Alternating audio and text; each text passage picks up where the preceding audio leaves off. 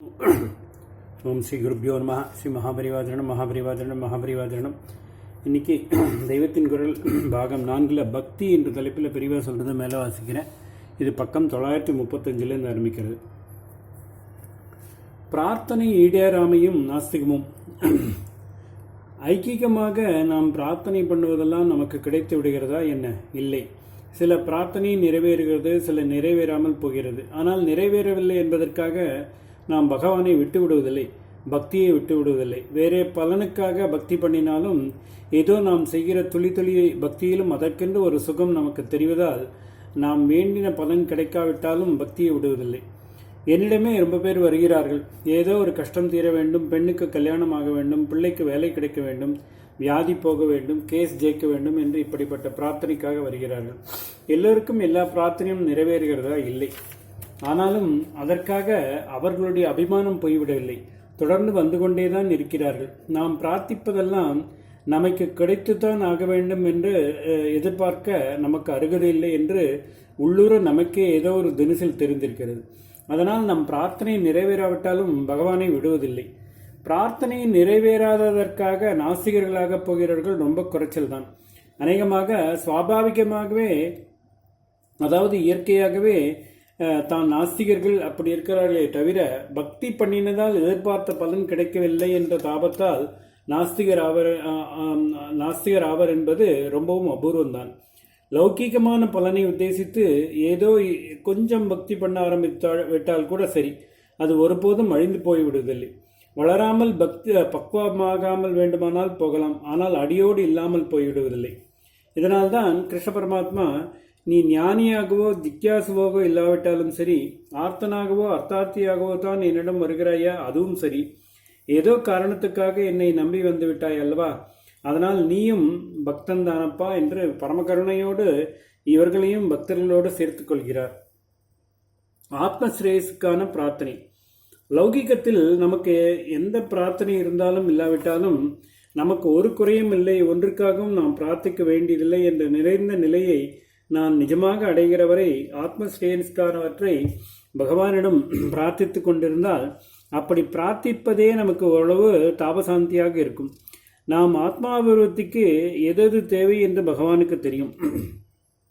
நாம் கேட்காமலேயே அவன் கொடுப்பான் என்பதெல்லாம் வாஸ்தவமானாலும் கூட நம் குறைகளை அவனிடமே நாம் வாய்விட்டு சொல்லிக்கொள்வதில் நமக்கு ஒரு ஆறுதல் கிடைக்கத்தான் செய்கிறது.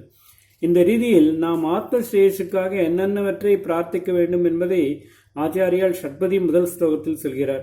சுப்பிரமணிய புஜங்கத்தில் நம் ஆச்சாரியால் செந்தில்நாதனுடைய பத்திர விபூதி மகியில் சகல வியாதிகளும் தீர்வதை பற்றி சொல்லியிருக்கிறார். அங்கே ஆர்த்திக்காக கூட அவரே பக்தி பண்ணி காட்டுகிறார். கனகதாராஸ்தத்தை எடுத்துக்கொண்டால் அங்கே ஆச்சாரியால் அர்த்தார்த்தியின் வேண்டுதலை கூட ஒப்புக்கொள்கிற மாதிரி மகாலட்சுமியிடம் தத்யாத் ரவிணாம்புதாராம் மேகம் மழையை வர்ஷிக்க மாதிரி செல்வதாரை கொட்டு என்று பிரார்த்திக்கிறார். ஆனால் இந்த ஷட்பதி ஸ்தோத்திரத்தில் ஆர்த்தனாகவும் அத்தார்த்தியாகவும் இல்லாமல் ஞானத்தை விரும்பும் சாதகனாக ஜிக்யாசு எப்படி பிரார்த்தனை பண்ணுவானோ அப்படியே பண்ண சொல்லி கொடுக்கிறார். ஞானத்துக்கும் விஷ்ணு, மகாவிஷ்ணு தான் இந்த லோக வியாபாரத்தை நிர்வாகம் பண்ணும் பரிபாலன மூர்த்தி. அதனால் அவன் தானாகவே தன் உத்தியோகப்படி ஆர்த்தனுக்கும் அர்த்தார்த்திக்கும் அனுகிரகம் பண்ணிவிட்டு போகிறார். ஆனால் அவன் இதற்கு மேல் ஞான வைராக்கியாதிகளை அனுகிரகிக்க சக்தி இல்லாதவனா என்ன? இல்லை. நாராயணும் பத்மபூம் என்று பிரம்ம வித்யா ஆச்சாரியர்களிலேயே அத்வைதிகள் அவனைத்தான் முதலாவதாக வைத்து நமஸ்காரம் பண்ணுகிறார்கள். லோக பாதகனைத்தான் லோக விவகாரமெல்லாம் முடிந்து போகிற தத்துவத்துக்கு முதல் ஆச்சாரியனாக இருக்கிறான். அதனால் அவனிடம் ஞான பிரார்த்தனையும் பண்ணலாம். ஞானம் முக்தி சிவன்தான் தருவான், இந்த லோக விவகாரத்துக்குத்தான் விஷ்ணுவை பிடிக்க வேண்டும் என்று தப்பாக நினைத்து கொண்டிருக்கிற ஜனங்களுக்கு இது ஒரு பாடமாக இருக்கட்டும் என்று பகவத்பாதால் நினைத்தாரோ என்னமோ.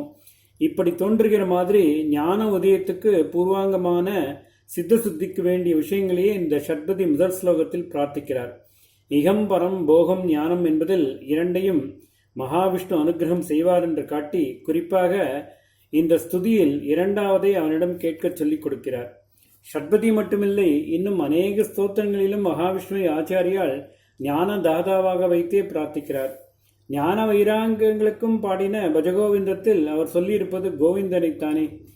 ஹரிமீட்டே ஸ்தோத்திரம் என்று அத்வைதமாக பண்ணியிருக்கிறார். அதிலே ஒவ்வொரு ஸ்லோகத்திலும் சம்சார இருட்டை அழிக்கும் ஹரியை ஸ்தோத்திரிக்கிறேன், தம் சம்சார துவாந்த விநாசம் ஹரிம் ஈட்டே என்று முடித்திருக்கிறார். இப்படி அநேகம்.